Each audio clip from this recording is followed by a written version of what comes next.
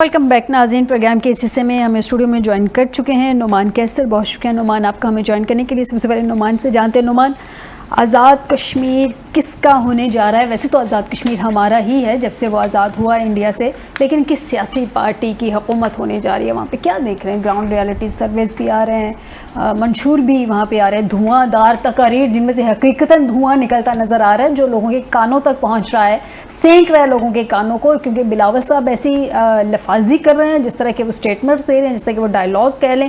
دوسری سائڈ پہ بھی پی ایم ایل این کے بہت سارے، خواجہ سعد رفیق صاحب کی سن لیجیے، انہوں نے جس طرح سے آڑے ہاتھوں لیا بلاول صاحب کو، بلکہ بڑوں تک پہنچ گئے ہیں، وہ ذوالفقار علی بھٹو صاحب تک پہنچ گئے ہیں۔ کیا دیکھ رہے ہیں، کیا چل رہا ہے وہاں پہ؟ دیکھیں ابھی تو نورا کشتی چل رہی ہے ایز یوزول جو کہ ہم پاکستان میں بھی دیکھ رہے ہیں۔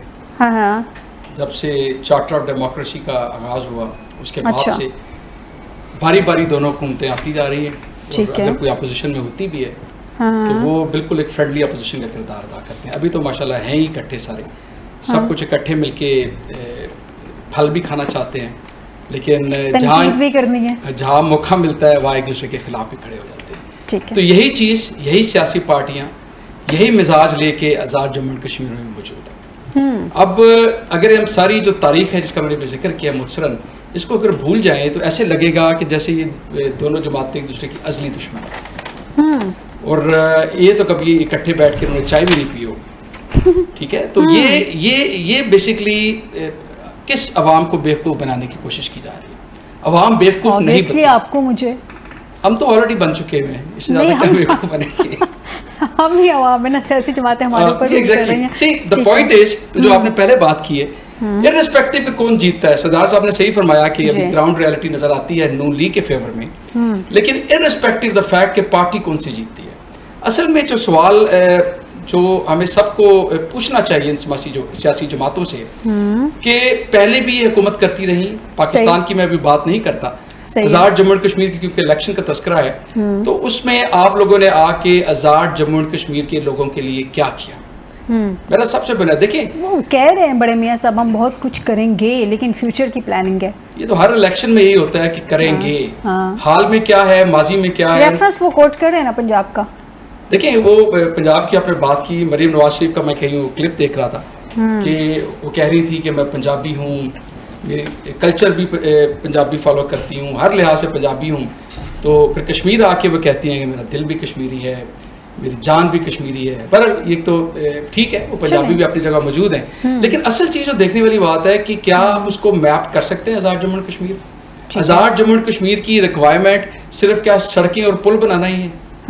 دیکھیں وہ جو ذکر فرمایا گیا تھا ابھی کہ سڑکیں پل بڑی پنجاب میں ترقی ہو رہی ہے، کہ جس سڑکوں سے آپ چل کے گئے ہیں آزاد جموں اینڈ کشمیر میں، وہ بھی ادھر ہی بنائی گئی۔ اچھا، انفارچونیٹلی میں آپ کی بات میں ایک چیز ایڈ کرنا چاہوں گی، انفارچونیٹلی جو ہمیں آزاد کشمیر کے مسائل ایکچوئل میں نظر آتے ہیں، کسی سیاسی پارٹی کے منشور میں ہمیں وہ نظر ہی نہیں آیا کہ ان کو حل کرنا ہے۔ یا تو ترقی کی بات کی جا رہی ہے، یا بات کی جا رہی ہے اپنے آباء و اجداد کی بات کی جا رہی ہے، ایک دوسرے پہ بلیم گیم جاری ہے، لیکن جو ایکچوئل ایشوز ہیں آزاد کشمیر کے وہ تو کوئی ایڈریس ہی نہیں کر رہا۔ ایکچوئل ایشوز بتاتا ہوں آپ کو، 12 سیٹوں والا معاملہ تو اپنی جگہ ہے، وہ تو چلے مہاجرین کی، فی الحال تو اس پہ مزید بات نہیں ہو سکتی، کیونکہ ریفرنس کے ذریعے supreme court Azad Jammu and Kashmir سے اپنے حق میں فیصلہ لے لیا گیا ہے۔ سو ان الیکشن کی حد تک تو 12 سیٹوں کا معاملہ حل نہیں ہوگا، لیکن دوسرے معاملات دیکھیں، جب سے آزاد جموں اینڈ کشمیر ہمارے ساتھ ہے، بلکہ شروع ہی سے ساتھ ہے، اور ہم نے دنیا کو دکھانے کے لیے، اور ظاہر سی بات ہے ہمارا یہ بنتا بھی ہے کہ ہم تو کہتے ہیں کہ آزاد جموں اینڈ کشمیر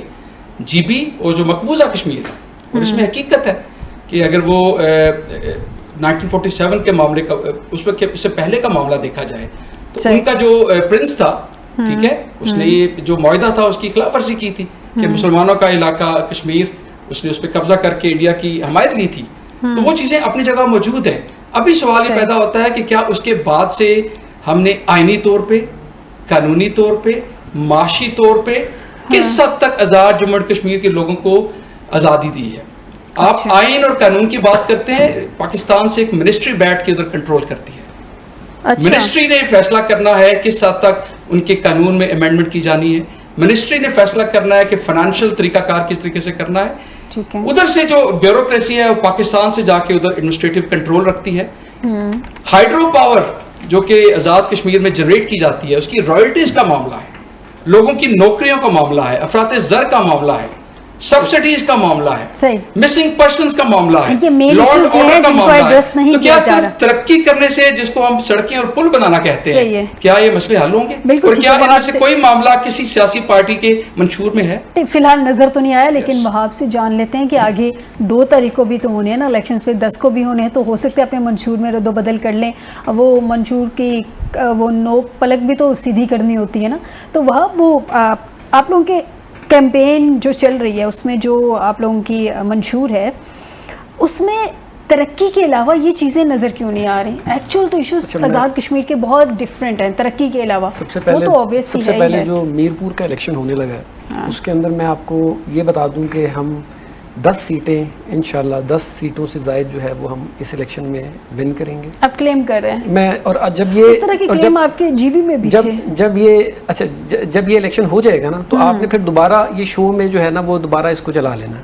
اچھا, یہ ریکارڈ نکال لیجئے گا اس کو ٹائٹل کے ساتھ, کہ یہ ہم نے دوبارہ یہ کلپ نکالنا ہے اور وہاں کوئی واپس بلائیں گے. ہم نے آزاد کشمیر میں بہت محنت کی ہوئی ہے, پہلی بات. دوسری بات یہ کہ یہ جو جن چیزوں کا یہ ذکر کر رہے ہیں, وہ کل عدم جو عوامی جوائنٹ ایکشن کمیٹی ہے, اس کے جو بھی مطالبات ہیں اس کی کوئی عوامی سپورٹ نہیں ہے, نہ ہی وہ کوئی سیاسی جماعت ہے, نہ اس کو کسی سیاسی جماعت کی جو وہاں پہ اویلیبل ہے اس میں سے کسی کی بیکنگ. ایون کہ ایک جماعت ایسی ہے جو کہ لاشیں ڈھونڈ کے قبضہ کر کے جو ہے نا وہ ڈال دیتی ہے کہ جی یہ بھی گورنمنٹ نے کیا ہے, لیکن وہ بھی ان کے ساتھ نہیں ہے اس وقت. سیاسی جماعت, جی وہ بھی سیاسی جماعت جو کہ تحریک انصاف کی میں بات کر رہا ہوں, وہ بھی ان کے ساتھ نہیں ہے. ٹھیک ہے, جو ان کا یہ شروع ہوئی تھی 2023 میں, یہ ایک مظاہرے سے یہ شروع ہوئے, انہوں نے جا کے جو بجلی کی قیمتیں ہیں اس کے اوپر انہوں نے دھرنے دیے, اور جو گندم کی پرائسز ہیں اس کے اوپر کیے.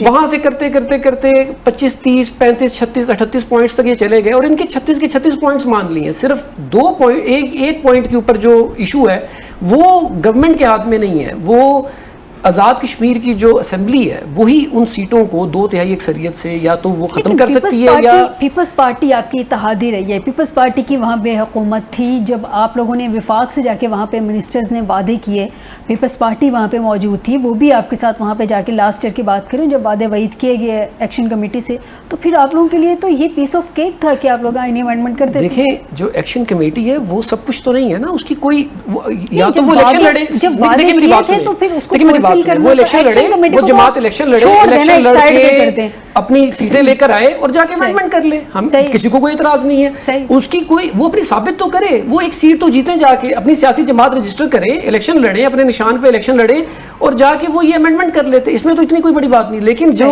وہ جو چیز کہہ رہے ہیں, کل کو وہ یہ کہیں گے کہ یہاں سے فوج کی بھی جو ہے نا وہ بیرکس ختم کریں, یہاں پہ یہ بھی کریں, یہاں ہر چیز نہیں مانی جا سکتی. بجلی ان کو بہت سستی ملتی ہے, 2-3 روپے کا یونٹ ملتا ہے, گندم ان کو بہت سستی ملتی ہے, باقی پورا پاکستان ان کے لیے قربانی دیتا ہے. اب وہ اگر 37 مطالبے اس میں سے 36 حکومت نے تسلیم کر لیے, اور ایک پہ انہوں نے کہہ دیا کہ جی آپ جو ہے وہ اس کو اسمبلی جب فال ہوگی دوبارہ اس میں جا کے اس کو پیش کریں گے اور اس میں سے امینڈمنٹ کروا لیں گے. اگر ان کو صرف اتنی سی بھی جو اس پوائنٹ پر بھی وہ نہیں مانتے, تو اس کا مطلب ہے کہ ان کی فنڈنگ کو چیک کرنا چاہیے, ان کے جو جتنی بھی چیزیں ان کو چیک کرنا چاہیے کہ وہ کہاں سے ڈرائیو ہو رہے ہیں وہ لوگ.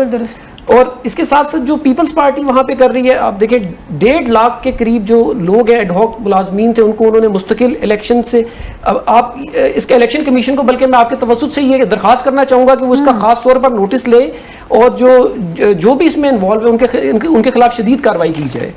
تو جس طریقے سے یہ پری پول ریگنگ ہی ہے ایک قسم کی, کہ آپ اتنے ملازمین کو اور الیکشن سے پہلے یہ بھرتیاں شروع کر دیتے ہیں, تو یہ طریقہ کار جو ہے یہ ہمیشہ سے ان کا چلتا آ رہا ہے. تو یہ ایک پری پول ریگنگ کی مد میں آتا ہے, اور اس کے اوپر الیکشن کمیشن کو نوٹس لینا چاہیے. اچھا نعمان, ایک تو انہوں نے اپنا پوائنٹ دیا, ٹھیک ہے, تمام سیاسی جماعتوں کا رائٹ ہے کہ وہ آپ کی بات سے نفی بھی کر سکتے ہیں اور اپنا پوائنٹ بھی سامنے رکھتے ہیں, لیکن آپ کا اگر میں انالیسس جانوں, آپ کو کیا لگتا ہے جنہوں نے جس پارٹی کو سپورٹ کیا ہے نارملی اسی پارٹی کو ہی وہ سپورٹ کرتے رہتے ہیں, کہتے ہیں جی ہمارے بڑے بھی اس پارٹی کو سپورٹ کرتے تھے. بہت کم سوچ ایسی ہے جو نئی جنریشن میں ہے کہ وہ اپنا ووٹ آگے اپنی مرضی سے کسی کو دیتے ہیں. اور وہاں پہ جیسے میں نے سردار صاحب سے بھی بات کرتے ہوئے کہا تھا کہ برادری سسٹم, اسپیشلی اگر میں ساؤتھ کی بات کروں تو وہاں پہ بڑا اسٹرانگ ہے برادری سسٹم. اچھا وہاں پہ جو کچھ لوگوں سے میری بات ہوئی, ان کی سوچ یہ ہے کہ شاید نون لیگ کو کچھ مشکلات کا سامنا کرنا پڑ سکتا ہے, کیونکہ آخرکار وہ پاکستان کی حکمران جماعت ہے, اور اس وقت جو صورتحال ہے آپ کے خیال میں ایون 2-3% بھی کوئی ٹف ٹائم ملے گا نون لیگ کو, یا کمفرٹیبل سچویشن جیسے سردار صاحب بھی دیکھ رہے ہیں کہ پیپلز پارٹی کی نسبت نون لیگ کی پوزیشن اسٹرانگ ہے, اور وہاں تو ویسے 10 سیٹوں کا کلیم کر رہے ہیں؟ دیکھیے میں اس سے پہلے تھوڑا سا صرف میرپور والی میں جو پہلا مرحلہ میں پہلے مرحلے پوچھیں گے ان سے کہ دوسرے مرحلے کا بھی یہ کتنا کلیم کرتے ہیں. میں نوٹ کر لیتی ہوں پہلے مرحلے کی. میری پہلے چھوٹی سی گزارش ہے, جی پلیز. وہ نقطہ بالکل ٹھیک ہے کہ اگر کوئی سول سوسائٹی میں سے لوگ اکٹھے ہوتے ہیں, اپنی ایک تنظیم بنا لیتے ہیں, لیکن وہ سیاسی جماعت نہیں بناتے, تو ان کو کہنا کہ آپ آئیں جو مین اسٹریم پالیٹکس میں آئیں اس کا حصہ بنے, بات بالکل ٹھیک ہے اپنی جگہ, لیکن کیا یہ ایک ہی طریقہ کار ہے اپنی آواز پہنچانے کا؟ صحیح. اب اگر کچھ لوگ اکٹھے ہوتے ہیں, اکٹھے ہو کے تنظیم سازی کرتے ہیں اور اس میں یہ طے کرتے ہیں کہ کچھ مسائل جو ہماری سیاسی جماعتیں جتنی بھی ہیں وہ اس کو حل نہیں کر پائیں, اور اس گیپ کو فل کرنے کے لیے انہوں نے سمجھا کہ لوگوں کو اکٹھا کر کے اپنی آواز ارباب اختیار تک پہنچائی جائے, تو اس پہ کوئی سے پہنچ نہیں نہ سکی, انہوں نے طریقہ غلط اڈاپٹ کر لیا. میں وہی عرض کر رہا ہوں نا کہ جو صحیح طریقہ کار ہے سیاست کا, ہو تو پچھلے 75 سال سے وہ استعمال کیا جا رہا ہے, تو اس طریقہ کار سے کتنی ترقی ہو گئی ہے. اچھا ٹھیک ہے. سو ہم نے چیزیں یہ بھی تو دیکھنی ہے کہ اگر ایک عام شخص, ایک عام شہری آپ کے سیاسی نظام سے متنفر ہے, سیاست سے متنفر ہے, تو کیا وہ اپنی بھلائی کی باتیں کرنا چھوڑ دے؟ کیا لوگوں کی بھلائی کی باتیں کرنا چھوڑ دے؟ وہ اس سسٹم کو نہ مانتے ہوئے بھی اپنا جو ان کی گریوینسیز ہیں جائز, ان کو آگے پہنچا سکتا ہے. وہ ایک اسٹریٹجک لوکیشن ہے نا, آزاد کشمیر ایک اسٹریٹجک لوکیشن ہے. آپ کو اتنی جو وہاں پہ جتنے بھی وہ جو کالعدم کمیٹی ہے اس کو یہ خیال کرنا چاہیے کہ یہ انڈیا کے ساتھ جس قسم کے ہمارے مسائل چل رہے ہیں اس کے اندر وہ ان کو اور زیادہ جو ہے وہ آکسیجن پرووائڈ کر رہے ہیں انڈینس کو. یہ ان کو اس چیز کا احساس کرنا چاہیے. ویٹ کر لیں ان کو, جب یہ یقین دہانی کرائی گئی ہے کہ جب یہ اسمبلی فعال ہوگی آپ کی اس مطالبے کو اسمبلی میں رکھیں گے, اسمبلی اگر اس کو منظور کرتی ہے تو ٹھیک ہے, اگر وہ منظور نہیں کرتی. میں بالکل آپ کی اپنی بات ٹھیک ہے, لیکن کیا اس سارے جو سیکیورٹی ایشو ہے اس کی آڑ لے کے جو ادھر کے لوگ ہیں ان کو بنیادی سہولتوں سے دور رکھا جا سکتا ہے؟ یہ بڑا ایک فائن بیلنس ہے. آپ صرف دیکھیے, میں بنیادی باتیں جو کرتا ہوں, میں نے شروع کی 3 روپے کی بجلی نہیں, صرف عرض سن لینا میری, جو آپ کی ہم سیاسی نظام کی بات کرتے ہیں, سیاسی طور پہ جو حیثیت ہے آزاد جموں اینڈ کشمیر کی, وہ یہ ہے کہ ادھر سے ایک منسٹری بیٹھ کے کنٹرول کرتی ہے. دیکھیے میں عرض کر رہا ہوں, میری تھوڑا سے اس پہ, مجھے آپ کو تو پتا, سننے والوں کو بتا دیں, وہ کنفیوز رہیں گے کون سے منسٹری. دیکھیے وہ جو مولانا فضل الرحمان صاحب کے پاس ہر وقت ہوا کرتی تھی کشمیر کی منسٹری, ٹھیک ہے, آج کل امیر مقام صاحب کے پاس, وہ مولانا صاحب کا اعتراض ہی بنیادی طور پہ یہ ہے, لیکن کوئی سن نہیں رہا اس کو. سو میری گزارش یہ ہے کہ اگر ایک پورا ایریا جس کو اپنے ایڈمنسٹریٹولی ایک علیحدہ سٹیٹس دیا ہوا ہے جو آئین پاکستان کے ایمبٹ میں نہیں آتا, جہاں سپریم کورٹ آف پاکستان, آئینی عدالت, ہائی کورٹ, کسی چیز کی بھی جورسڈکشن ادھر موجود نہیں ہے, سو مچ سو کہ ہم بیچارے وکیل ہم آزاد جموں اینڈ کشمیر میں جا کے پریکٹس کرنے جائیں تو ہمارا لائسنس بھی نہیں مانا جاتا. اچھا ٹھیک ہے.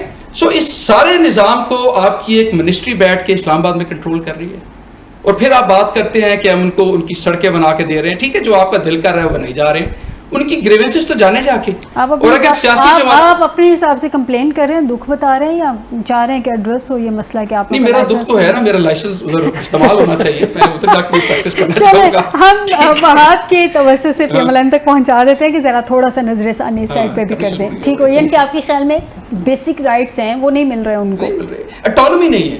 دیکھیے آپ کو قانونی اور آئینی اٹانومی ہوگی تو اپنے فیصلے آپ خود کر پائیں گے. ٹھیک ہو گیا, بالکل ٹھیک ہے. اگلے ٹاپک کی طرف آتے ہیں, کچھ صورتحال دیکھتے ہیں کہ اس وقت کیا ہے ناظرین ایران کی صورتحال اور امریکہ کی صورتحال.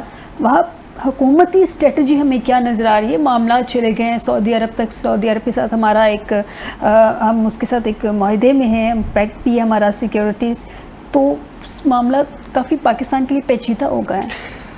دیکھیں جی, پریکٹیکلی اس وقت تو ایم او یو جو ایک سائن ہوا تھا وہ اس وقت تو ڈیڈ ہے, دونوں سائڈ سے ہی تقریباً.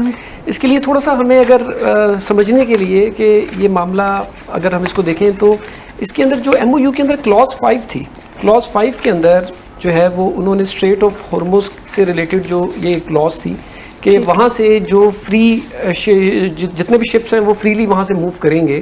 اس میں ایران نے اپنی سمجھداری سے ایک پوائنٹ ایڈ کروایا تھا کہ جی ٹھیک ہے ہم ٹول نہیں لیں گے, ٹھیک ہے ہم ان کو روکیں گے نہیں, لیکن ہم ان کو ظاہر ہے ان کو ہم سے اجازت لے کر ہی آگے جانا ہوگا.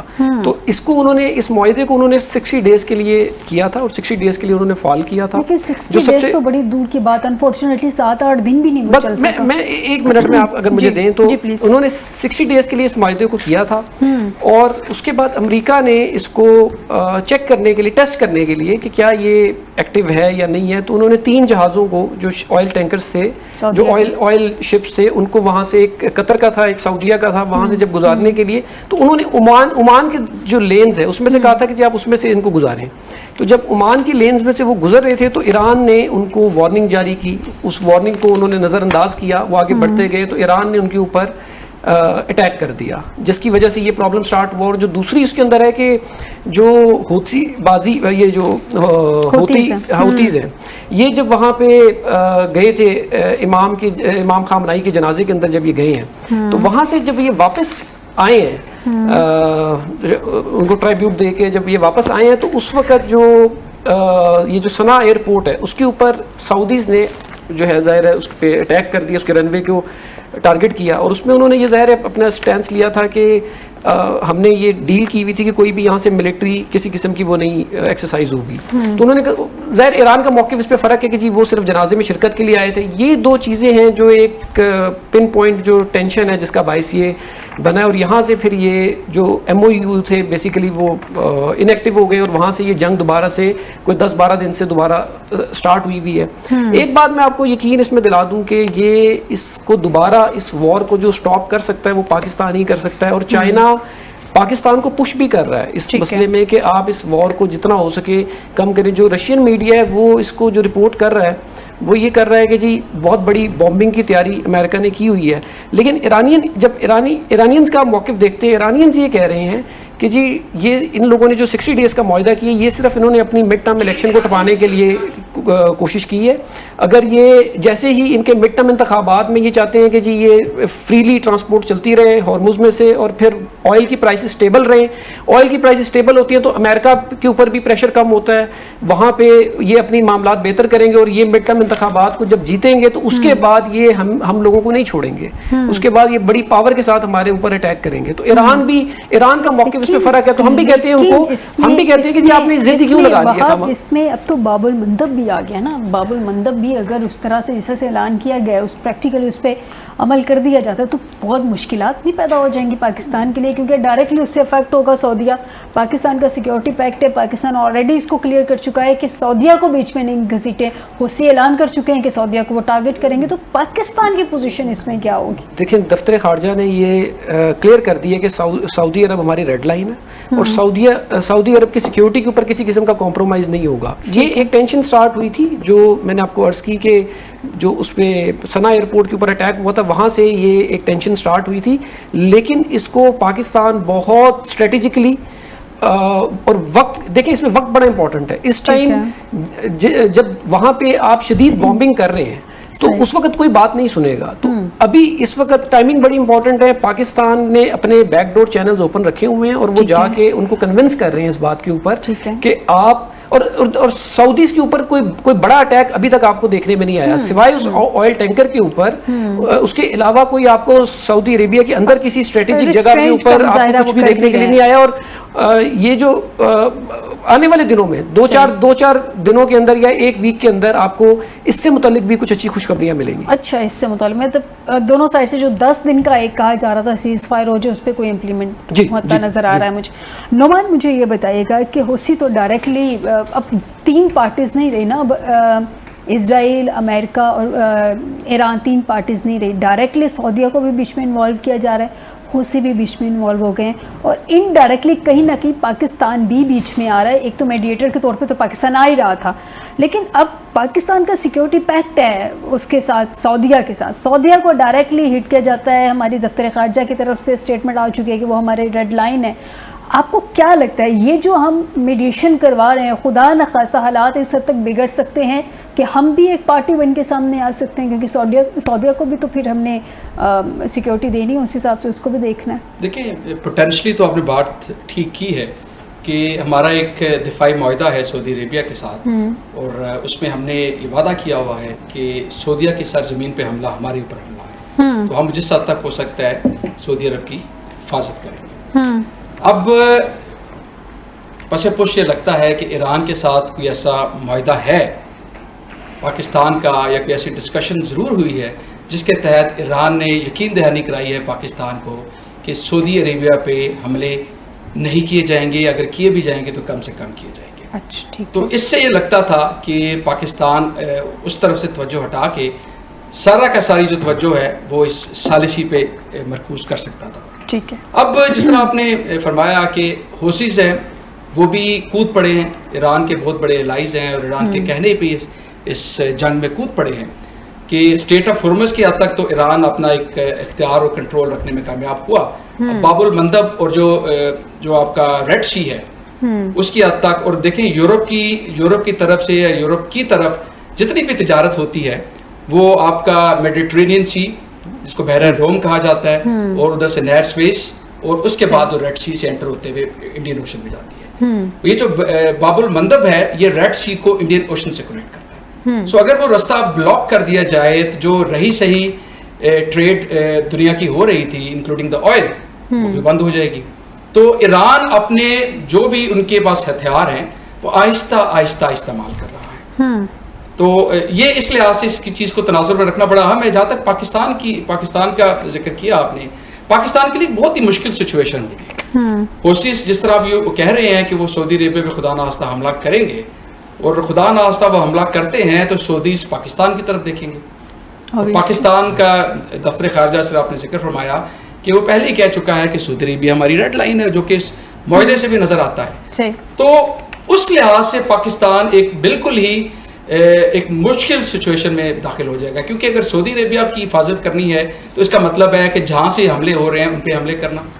حوثیز پہ حملے کرنے کا مطلب ہے کہ ایران کا الہی ہے جو ایران کے کہنے پہ چل رہا ہے اس پہ حملہ کر رہے ہیں, تو اس سے لامحالہ ایران ناراض ہوگا. اور ایران تو پہلے بھی ذکر یہ کرتا ہے کہ جن بیسس سے اس پہ حملہ کیا جاتا ہے وہ اس کے ڈائریکٹ دشمن ہے. سو اگر اس کے الائز پہ کوئی حملہ کرتا ہے تو ایران اس کو بھی ڈائریکٹ دشمن سمجھے گا. سو اس لحاظ سے تو لگتا ہے کہ ایران پھر یہ جسارت کرنے کی کوشش کرے گا کہ پاکستان پہ حملہ کیا جائے. تو یہ بڑی ہی کمپلیکیٹڈ سچویشن ہے.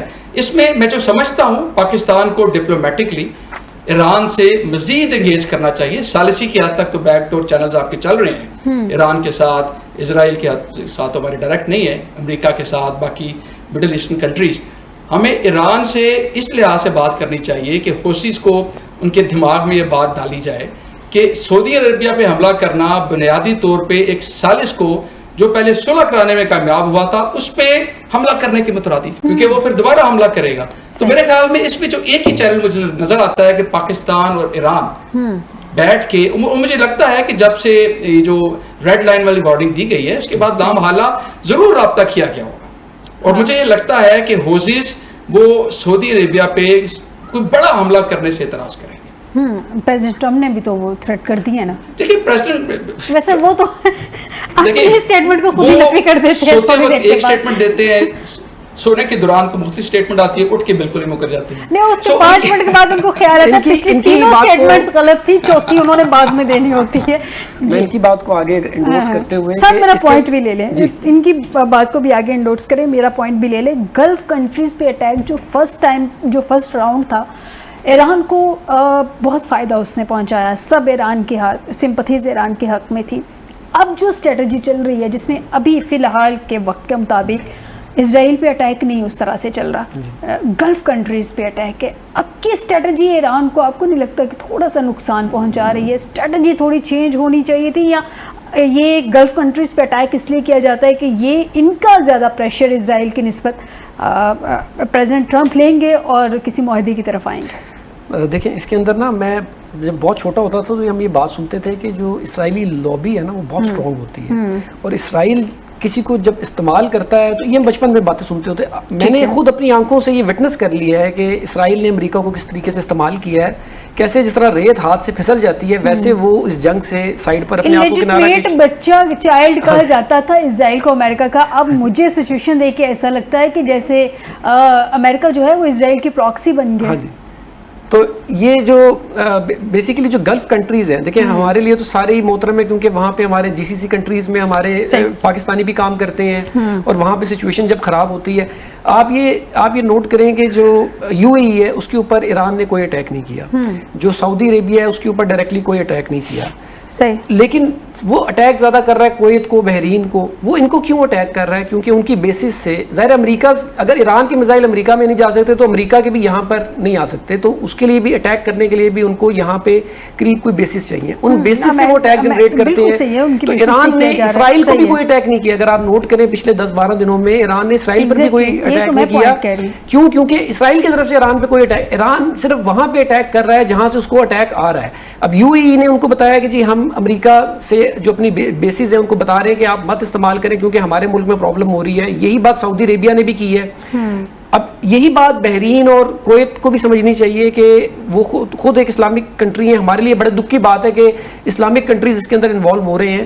تو جو ایران ہے, ایران صرف اس وقت ڈیفینڈنگ پوزیشن کے اندر ہے, وہ صرف اس کو اٹیک کر رہا ہے جو جہاں سے اس پہ اٹیک کیا جا رہا ہے. لیکن ایران ابھی خود بھی اس جنگ کو کچھ عرصہ روکنے میں انٹرسٹڈ نہیں ہے. وہ چاہتا ہے کہ یہ مڈ ٹرم الیکشن تک, یہ مڈ ٹرم الیکشن تک یہ ان کی جو سول اور فوجی ہے اس کے اندر دونوں سائڈز پہ ہارڈ لائنرز نے کنٹرول سنبھالی اور ہارڈ لائنرز میں سے کوئی بھی نہیں چاہ رہا ہے.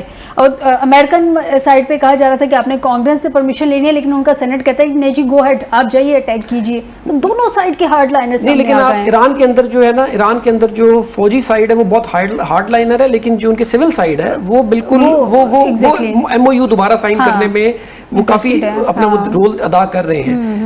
لیکن جو ہارڈ لائنر ہیں وہ اس وقت نہیں رک رہے. وہ یہ کہہ رہے ہیں کہ جی ظاہر ان کے سپریم لیڈر کی شہادت ہوئی ہے تو وہ اس کو اس طریقے سے تو نہیں جانے دیں گے. وہ اس کے اوپر لاسٹ کوسچن آپ بات کمپلیٹ کر لیں پھر میں.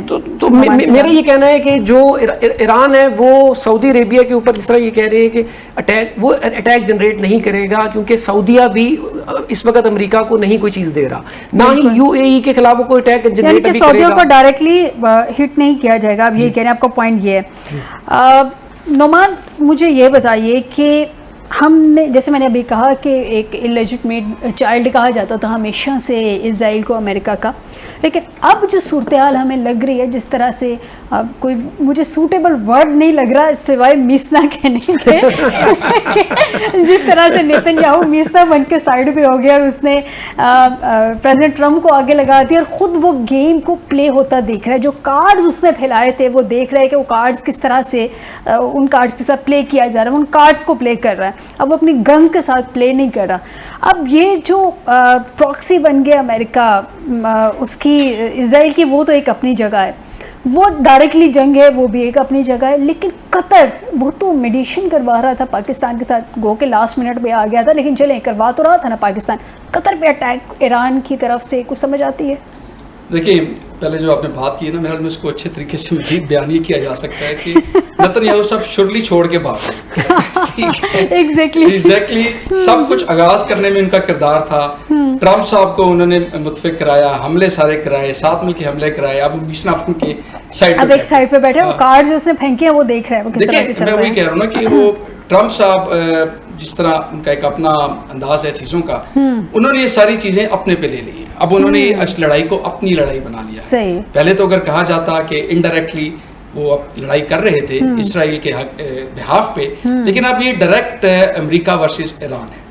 Post M O U it's امریکہ versus Iran. Pre M O U Israel امریکہ ایک سائڈ پہ تھے اور ادھر سے ایران, اور جو ان کے اتحادی تھے جہاں بیسز تھے ذرا وہ بھی ایران کی مخالف سائڈ پہ آتے تھے. آپ کا بڑا انہوں نے اچھے طریقے سے بیان کیا میرے دوست نے کہ اصل میں ایران کی کوئی ڈائریکٹ دشمنی تو نہیں ہے اپنے ہمسایہ ممالک سے. ٹھیک ہے, ایک کولڈ وار کی سچویشن ہے ایران اور باقی مڈل ایسٹرن کنٹریز میں, خاص طور پہ سعودی عربیہ کے ساتھ, وہ اپنی جگہ موجود رہی ہے.